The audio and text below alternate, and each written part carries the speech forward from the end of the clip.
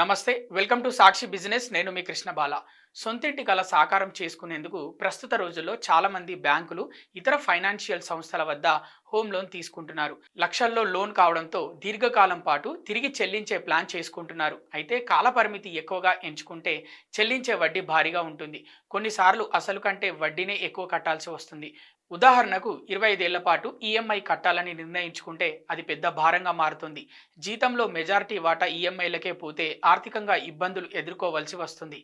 అయితే సరైన plan, financial discipline ఉంటే 25 ఏళ్ల లోన్ పేమెంట్ కాలాన్ని 10 ఏళ్లలోపే పూర్తి చేయొచ్చు. అందుకోసం కొన్ని సింపుల్ టిప్స్ పాటిస్తే సరిపోతుంది. సాధారణంగా బ్యాంకులు హోమ్ లోన్ తీసుకున్న మొదట్లో మీరు చెల్లించే ఈఎంఐలో అధిక భాగం వడ్డీ కిందనే జమ చేసుకుంటాయి. ఈ విషయం చాలా మందికి తెలియదు. ఫర్ ఎగ్జాంపుల్ 8.50% వడ్డీతో 50 లక్షల హోమ్ లోన్ 25 సంవత్సరాల టెన్యూర్తో తీసుకున్నారు అంటే మంత్లీ ఈఎంఐ 40,000 వరకు కట్టాల్సి వస్తుంది. ఏడాదికి 4,83,000 రూపాయలు చెల్లించాల్సి ఉంటుంది. అందులో 60,000 మాత్రమే అసలు కింద జమ చేసుకుంటారు. మిగిలిన 4,23,000 రూపాయలు వడ్డీనే. అందుకే హోమ్ లోన్ త్వరగా ముగించేందుకు తొలి 5 నుంచి 7 ఏళ్లు చాలా కీలకం. లోన్ కాలపరిమితి తగ్గించేందుకు సులభమైన మార్గం అదనపు ఈఎంఐ చెల్లింపు.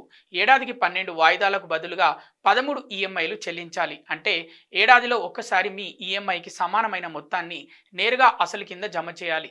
ఇలా చేసినట్లయితే మీ 25 ఏళ్ల లోన్ టెన్యూర్ ఏకంగా 20 ఏళ్లకు దిగొస్తుంది. మీకు లభించే బోనస్ లేదా అదనపు ఆదాయం వంటి వాటిని ఇందుకోసం ఉపయోగిస్తే సరిపోతుంది. జీతం పెరిగినప్పుడల్లా పెరిగిన ఆదాయాన్ని లోన్ భారాన్ని తగ్గించుకునేందుకు ఉపయోగించాలి. ఉద్యోగులకు ప్రమోషన్లు, పే హైకులు ఉంటాయి. వీటి ద్వారా వచ్చే అదనపు డబ్బును తెలివిగా ఉపయోగించాలి. మీ జీతం పెరిగినట్లే మీ ఈఎంఐని కూడా కొంత పెంచుకుంటూ వెళ్తే బెటర్. దీన్నే స్టెప్ అప్ ఈఎంఐ అంటారు. మీ ఈఎంఐని ఏటా 7.5% పెంచుకుంటే మీ లోన్ టెన్యూర్ 25 ఏళ్ల నుంచి 12 ఏళ్లకు దిగొస్తుంది. చూడ్డానికి ఇది ఆశ్చర్యంగా అనిపిస్తున్నా లెక్కేస్తే అసలు విషయం మీకే అర్థమవుతుంది. తొలి ఏడాది 40,000 ఈఎంఐ కడితే రెండో ఏడాది 43,000 రూపాయలు, ఆ తర్వాత సంవత్సరం 46,225 రూపాయలు, ఇలా పెంచుకుంటూ వెళ్ళాలి. దీంతో మీ అసలు వేగంగా తగ్గి వడ్డీ భారం తప్పుతుంది. 10 ఏళ్లలోనే అప్పు ఎలాగైనా తీర్చాలని గట్టిగా అనుకుంటే పైన చెప్పిన టిప్స్ పాటిస్తే సాధ్యమవుతుంది. ఏటా ఒక అదనపు ఈఎంఐ చెల్లించడం, నెలవారీ ఈఎంఐ 7.5% నుంచి 10% పెంచడం వంటివి చేయాలి. ఈ వ్యూహంతో 10 ఏళ్లలోనే రుణ విముక్తులవుతారు. అంతేకాదు లక్షల్లో వడ్డీ ఆదా అవుతుంది.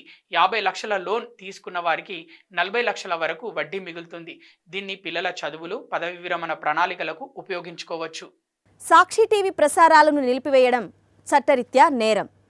సాక్షి టీవీ ప్రసారాల కోసం మీ స్థానిక కేబుల్ ఆపరేటర్ని వెంటనే సంప్రదించండి.